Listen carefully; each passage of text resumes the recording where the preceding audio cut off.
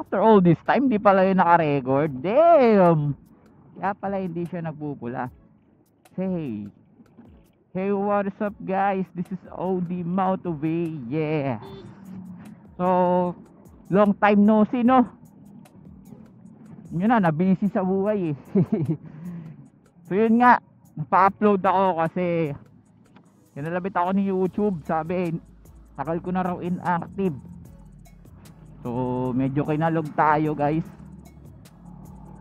Kaya kailangan ko mag-upload. So ngayon gagawin ko ng review itong isang feature ng ADV 160 na is yung HSTC.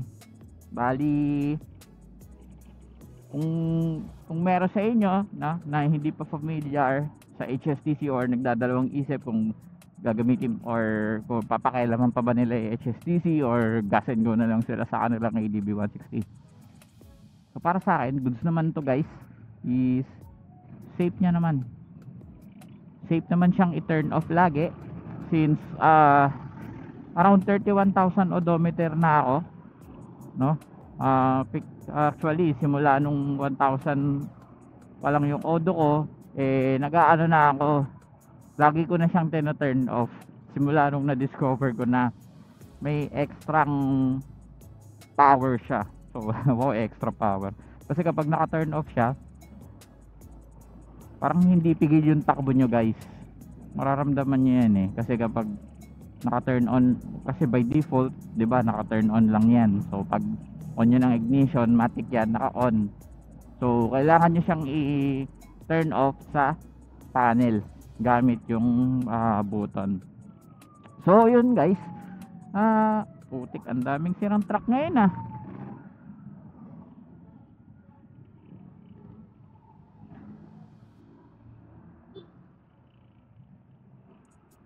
Nangyari, pero parang kahapon pa to.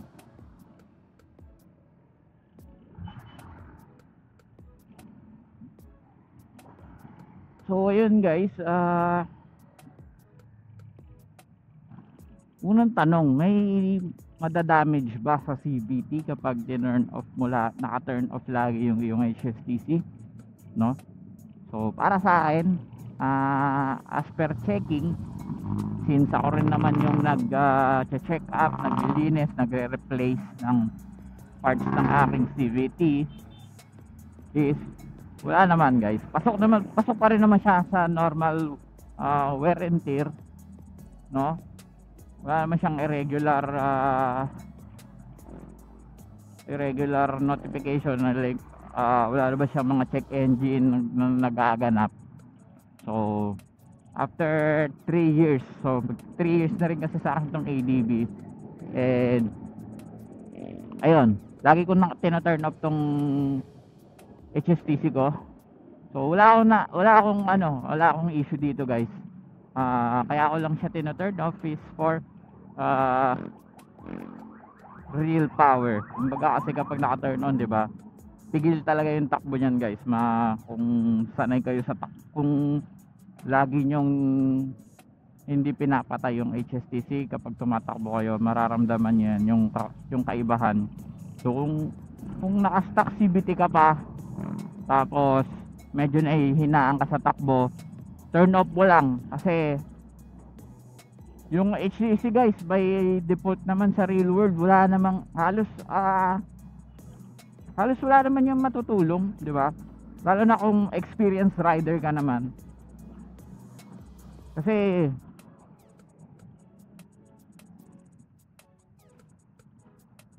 mararamdaman mo naman yan guys eh. Actually by experience din naman talaga. Sa real world, yung HSTC nito is kumbaga minimal lang ang kaya niyang itulong. Say mga siguro sa buong 100% ng riding mo, kaya niya lang itulong siguro mga 10%, yun. So kung araw-araw ka naman bumabiyahe sa sa same road, kunyari, yun, laging working, ano mo na yun, kabisado mo na yung kalsada, is turn up mo na. Kasi hindi mo naman kailangan ng assistance, no? Yun, ako kahit naglo-long ride ako, minsan tino-turn off ko lang siya, tino-turn on ko siya kapag maulan, yung maulan talaga, tapos long ride. Ayun, tino-turn on ko yun kasi kailangan mo ng extra protection kasi long ride yun, hindi mo kabisado yung mga daan doon.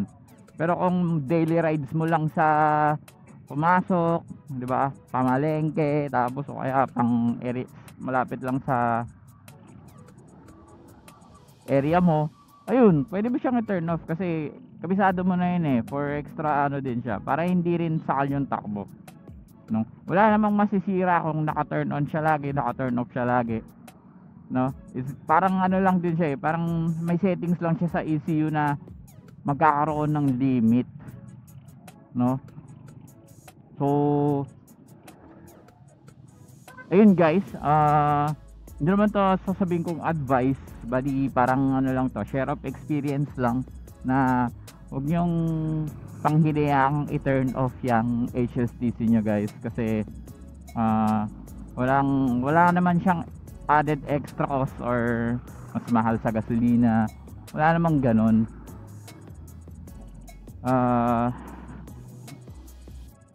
Ayun, parang ano lang talaga siya, added protection, and parang ano mo lang, medyo isa-sacrifice mo lang ng konti yung performance into protection, parang ganun, malalipat lang. Pero kung ayun nga, para sa akin, kung kabisado mo naman yung daan lagi, araw-araw ka talagang dumadaan doon, no? Turn off mo na, kasi saglit lang naman yan i-turn off. Actually ano na sa akin yan, muscle memory na sa akin yan kapag nag-ignition ako, matik yan, tino-turn off ko na din. And ayun, wala pa naman akong nararamdamang abnormalities dito, bukod sa tawag dito,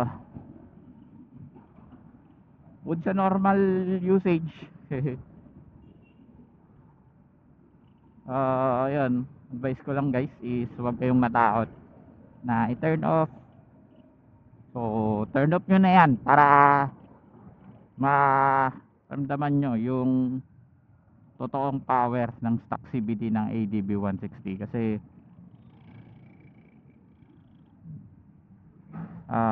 kung nabibitin kayo sa stock CVT at medyo bata pa or wala pa kayong budget sa pag-upgrade, is gawin nyo munang habit na i-turn off lagi yung HSTC. So siguro after running of 1 week, mararamdaman nyo na agad yung difference ng dalawa, nung hindi mo siya tina-turn off versus sa tina-turn off mo. So ayun lang guys ang payo ko. Thank you for watching. Ride safe, and kung nakatulong ako or nagkaroon ka ng idea dahil sa video na to, baka pwedeng pa-like, comment and share kung sakali lang naman, di ba? Kailangan ko kasi ng engagement dito sa YouTube, since tagal ko daw na hindi na nakapag-upload. So kinalabit kasi ako ni YouTube So yun, thank you guys, and ride safe. Peace out.